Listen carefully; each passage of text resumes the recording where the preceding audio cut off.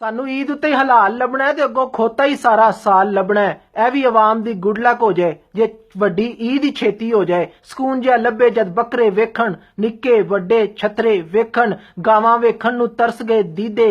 ਛੇਤੀ ਆ ਜਾ ਨੀ ਵੱਡੀਏ ਈਦੇ।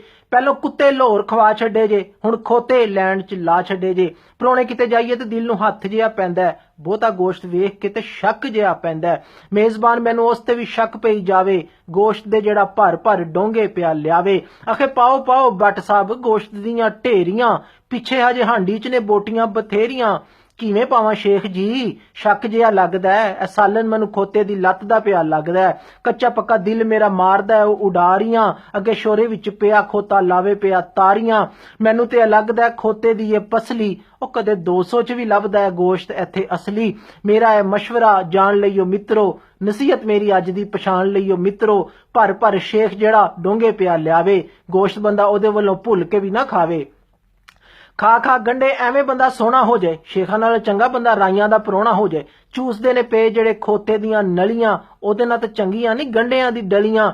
ਢੀਂਚੂ ਢੀਂਚੂ ਕਰਦਾ ਜਦ ਘਰ ਨੂੰ ਮੈਂ ਮੁੜਿਆ, ਵੱਡੇ ਟੱਪ 'ਚ ਪਾਣੀ ਪੀਣ ਨੂੰ ਦਿਲ ਬੜਾ ਕਰਿਆ। ਬੁੱਢੀ ਮੇਰੀ ਆਖਿਆ ਅੱਜ ਮੌਸਮ ਬਹੁਤ ਲੇਜ਼ੀ ਏ, ਤੇ ਖੈਰ ਏ ਅੱਜ ਲੱਤਾਂ 'ਚ ਤੁਹਾਡੇ ਬਹੁਤ ਤੇਜ਼ੀ ਏ। ਦਲੱਤੀਆਂ ਮਾਰਨ ਨੂੰ ਜੀ ਪਿਆ ਕਰਦਾ। ਬੁੱਢੀ ਮੇਰੀ ਸੋਚੇ ਅੱਜ ਕੀ ਪਿਆ ਕਰਦਾ। ਆਏ ਤੁਸੀਂ ਘਰ ਜਿਵੇਂ ਆ ਗਈਆਂ ਬਰਕਤਾਂ, ਅੱਜ ਲੱਗਦੀਆਂ ਮੈਨੂੰ ਤੁਹਾਡੀ ਖੋਤੇ ਵਾਲੀ ਹਰਕਤਾਂ।